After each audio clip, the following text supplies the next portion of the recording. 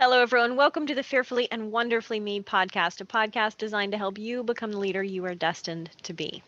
I wanted to do a short podcast on kind of just a mid year check in relative to goals and relative to growth. And this podcast is coming out right at the last week of June. So that means, we've gotten through the first 6 months of the year, and I don't know where those 6 months went. They have just flown by. I don't know if it's the same for you or not, but it seems like the world really started opening up along March or April. People were getting, their vaccines, and for us, certainly, it seems like there was just almost like someone flipped a switch, and we started getting much busier with speaking engagements and training opportunities and things like that. And it was, some of these speaking opportunities and things like that are ones that we had to postpone from last year, right? That were scheduled for 2020, and then of course COVID happened, and nothing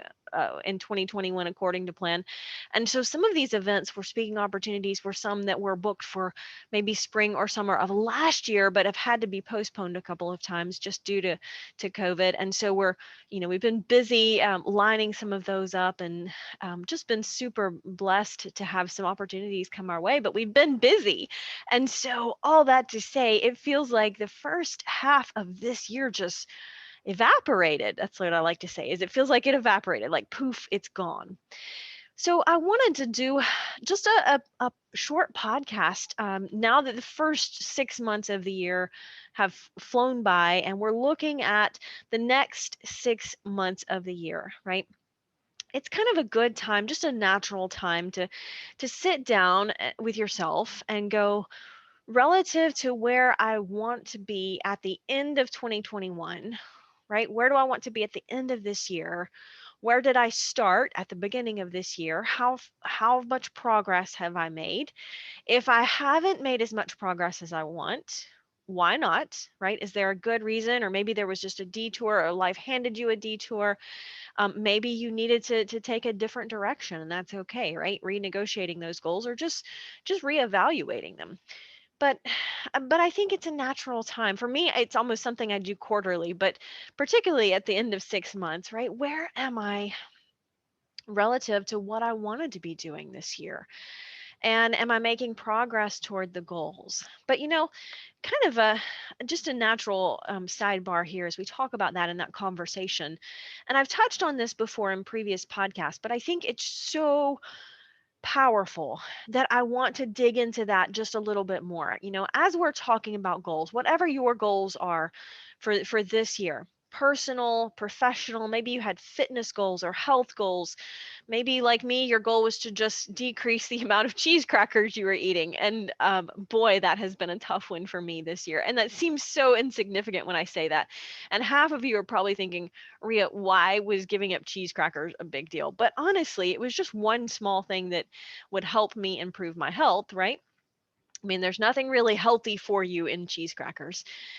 And it's amazing how when I just quit buying them, I still would catch myself going, "Oh man, I want a little snack. I'll find some cheese crackers," right? So it's interesting how when I really just quit buying the cheese crackers and didn't bring them in the house, I realized just how frequently I was nibbling on a few cheese crackers. So, yeah, not a big deal, right? Certainly not the worst thing that I could eat. But in terms of improving my health, that was one of my goals this year, was to just decrease or even eliminate the number of cheese crackers I was eating. And so it does seem insignificant for a lot of people. And it is significant. But remember, whatever our goals are, it's more important to make small changes every day consistently than it is to make big changes every now and again, right? The power of goal achievement and making progress is in the consistency. And I did a whole podcast not too long ago on consistency beats intensity every single time.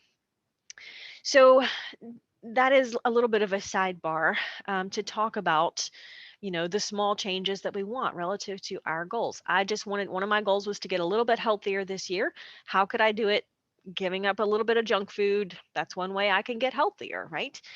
Um, and so I share that because a lot of times we think that achieving a goal or making big progress with our goals has to be something big, or we think it has to be something glamorous, or we think it has to be something, earth shattering or life changing. And that's not really the case, right? We can improve on something, we can work towards something just a little bit. But if we're making just 1% progress every single day, think how far you could go in a year, right? And it's the power of small. I loved Linda Kaplan Thaler's book on the power of small, talking about, wow, it's fairly small book, no pun intended, but really powerful when it talks about the power of small things with people. The big things are the little things a lot of times, or the little things are the big things. So I don't want to dig too far into that, but I wanted to touch on that because the power in achieving our goals is the consistency, right? It's the process of making progress. And I did a whole podcast on that not too long ago. So, but I want to just remind you as we're talking about this mid year check in, and you sit down, I just encourage you to take an hour. Not a big process, right? Maybe not like a whole, weekend retreat where you just need to drill down with yourself and your goals, but just take an hour out of your week next week, or even half an hour, right? Maybe it's when you're driving down the road somewhere by yourself and you have a little bit of time to think and just kind of reflect on where I am, where do I want to be? If I haven't come as far as I wanted to, why not? What's stopping me? Right? There are always a couple of very powerful questions that we can ask ourselves. Number one, where am I now? Number two, where do I want to be, say in 6 months or a year? And then the most powerful question you can ask yourself when you know those two sets of information is, what I'm about to do going to move me in the right direction? And that's the question to ask yourself. So, relative to, again, back to my health goal, knowing where I was and knowing where I wanted to be with marathon training and things like that, the question is, I realized, oh man, I'm snacking on too many cheese crackers. I know where I am now with my training and my running and my health, and I know where I want to be. Is cheese crackers is decreasing or eliminating the amount of cheese crackers I'm eating going to move me in the right direction, right? And if the answer is yes, I know I can take action on that. Now, here's the thing. The answer might be no.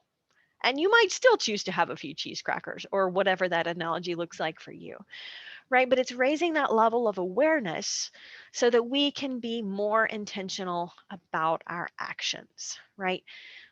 Don't fall into the trap of living life on autopilot, because it's very easy to do with little habits. Over time, we don't think about those, but those habits either help us or help hurt us, right? And then we run into the risk or just the mistake of living life on autopilot. And then when it comes to big things, we're not where we want to be. But I think it's always important to look at goals in the context of growth, right? And you hear Mac and I talk about this a lot. There's nothing wrong with having goals. Goals are a good thing. They can be very powerful things. They can be very motivating. But you always want to remember to be growth oriented and not goal oriented. Because here's the thing, if you are goal oriented, when you reach the goal, you will quit working moving forward. You will quit moving forward because you've reached the goal, right? Unless you set another goal, you would just stop. You'd be like, well, I reached the goal, so I'm going to quit. Now, there might be not necessarily anything wrong with that, but here's the problem. A lot of times, or maybe not all the time, but sometimes we set goals and for whatever reason, we don't reach them. So if you're goal oriented, at some level, you are tying your sense of self-worth and self-acceptance to the achievement of that goal, right? Because you're goal oriented. And so when you don't reach that goal, you feel bad, or you feel ashamed, or you feel guilty, or you get down on yourself, and then you just throw the whole towel in and say, why bother anyway, right? So an example of this is maybe you want to make some improvements with your health and fitness, and so you set the goal of exercising 3 times a week. but then for whatever reason, you only made it to the gym once this week. And so at the end of the week, you look back and you're like, man, I didn't reach my goal. And so you feel like, man, I made a mistake. I'm a bad person. I'm not getting, there's no hope for me in making some progress with my help, whatever it is. Those negative feelings and negative thoughts start to swirl because at some level, if you are goal oriented, you tied some piece of your self worth to achieving that goal. You can't help it, right? If you are focused on being goal oriented, that's what it means when you don't reach the goal. If you're growth oriented, you're committed more to the process, right? And that's what I like to say is be completely committed to the process of growth. And it's okay to set goals in that context.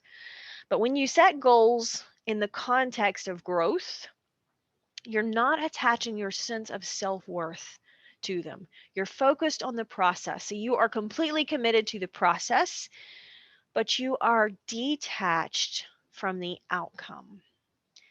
Because then the reason that's important is, again, sometimes we have to renegotiate goals, or we have to revamp them, or maybe we just have to push them out, right? Maybe it's not a bad goal, but maybe it's not yet or not now. And that's really powerful because that means when we are focused on the process and we make some progress, we might not quite get to the goal yet, but we don't beat ourselves up about it. We just say, you know what, there's nothing wrong with me, but I don't have to be sick to get better, as Michael Josephson said, right? There's nothing wrong with me because I didn't reach that goal. I just know I need to change things, change something. Maybe I need to change something in my process. Maybe I need to change some of those habits. I need to change something that's holding me back from achieving that. But it doesn't mean that there's anything wrong with me. I'm not broken in some way or that I cannot achieve that goal. It just means I need to make some changes. And that's a growth mindset, right? That's a very healthy mindset to have when it comes to our goals. And it's the mindset that every single one of us need to adopt, right? It's great to have goals. I have goals, but just remember to keep them in context of being growth oriented. So you're committed to the process and detached from the outcome. And that's always very healthy. It's very healthy to have that perspective because if you're growth oriented, you can look back and say, like I did, and say, well, you know what? The first month or so, my cheese crackers commitment was doing pretty good. And then I found something that organic cheese. It wasn't quite cheese crackers, but it was a little bit close. And so that was easy to fall into that. And then I had to just tell myself, you know what, look, this is really not helping me make progress with where I wanted to be in terms of snacking on cheese crackers. And so I just had to make a little tweak, right? That was a mid or maybe first quarter tweak for me, is just looking at that and going, honestly, I gave up the cheese crackers, but I replaced it with something that's not a whole lot better. And that's not really serving me relative to where I want to go. Let me make a little tweak. I don't have to beat myself up. I don't have to get down on myself or be too hard on myself. It's just recognizing the growth that I had already achieved and that I wanted to continue to grow here, right? And recognizing that I just need to make that change. Now, here's the thing. When we want to grow our mental discipline, right? Or our emotional discipline, whatever it is that we want to achieve, sometimes it's not going, no, lots of times it's not going to be easy or fun, right? When we're working towards something, there's no doubt that it's not always fun to do that, right? There can be days when you don't feel like it, whatever it is. Maybe you're writing a book and you're like, man, I'm tired. I had a long day at work and I don't really feel like writing 10 pages tonight or whatever it is. It's almost easier to build our physical discipline, I think, than our mental discipline. And here's why I know this. Because it's probably for most of us, I don't know if it's like this for everybody, but most of the people that I talk to or coach or speak to kind of recognize this at some level. It's almost easier for us to do something that we don't really like when we're working toward a goal than it is for us to not do something that we like when we're working toward a goal. So, right, it's almost easier for us to work up the physical discipline to do a little bit of exercise. It's easier to do that rather than give up the chocolate chip cookie, right? If your goal is to lose 5 pounds, either one would help, right? Exercising more or eating less. And it's almost easier for most people to say, oh, let me work a little more exercise in so I can still have my chocolate chip cookie or whatever it is. I use fitness examples a lot because a lot of people can grab onto them. They're very relatable for many people. But let's say your goal is to write a book, for example, and one of the things that you know is you need to write 5 pages a day or 10 pages a day or however many it is that's your goal.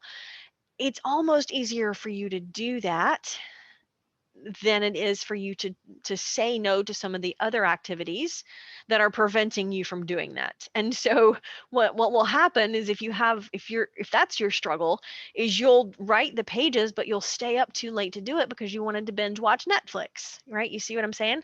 It's almost easier for us as humans to do something we don't like in context of a goal than it is to stop doing something we like, but it doesn't serve us relative to that goal. So I know that's a deep concept. You may have to rewind that a time or two and go back and listen to that. But really, I think for most of us as humans, as people, it's easier, right? That's because it's physical discipline versus the mental discipline. And I think it's a little harder for most of us to build mental discipline. Have you ever tried to just sit and quietly pray for a certain number of minutes, let's say 10 minutes, or meditate if that's your thing?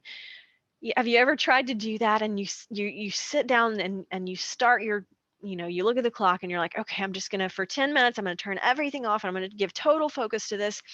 And then within 30 seconds, some thought has just completely intruded into whatever you were trying not to think about, right? Maybe you were focused on praying or focused on meditation, but you were focused on not thinking about your grocery list or what you're going to do tomorrow. And yet 30 seconds go by and your mind is already going. Now your body's still doing it. Your body's still sitting there. Your body's easier to command than your mind, right? Because it all starts in the mind, the mindset. That's why it's so powerful for us to grow ourselves personally and professionally. Because when we can grow that, when we can develop this, the rest will come into play much, much easier relative to whatever it is, personally or professionally, right? I think the more we can master ourselves, the easier it becomes to tackle and accomplish anything else that we want to do. And it really, that really touches on the foundation of being proactive, right? Back to our emotions relative to our goals. We're not always going to feel like having discipline or working towards something. And yet, when we are able to be proactive and say that's a normal, healthy emotion, but I don't have to act on it, I can choose how I respond to that emotion. And today I choose to be disciplined. I choose to be focused. I choose to be driven. I choose to be committed to the process that's going to help me grow. It's going to help me achieve my goal. So I hope that really helps you think about that in that terms of that context. So, I just encourage you, do a mid-year check-in with yourself. Where are you now? Where are you now relative to where you expected to be 6 months ago? What do you need to change in the next 6 months that's going to help you make more progress, right? And then just take action. Like anything, it's always easier said than done, and I totally realize that. But, a lot of times when we really understand the principle behind something, it's much easier for us to apply it. And that's always my goal, is to give you a takeaway that's tangible that you can apply to your life today and say, okay, this is why I understand this a little bit better now. Now it makes it easier for me to go be successful. Until next time. Start increasing your influence and maximizing your potential with Ria's audiobooks. Available at audible.com, amazon.com, and iBooks. Please visit riastory.com to learn about Ria's books, resources, speaking, and training programs. Thanks for listening.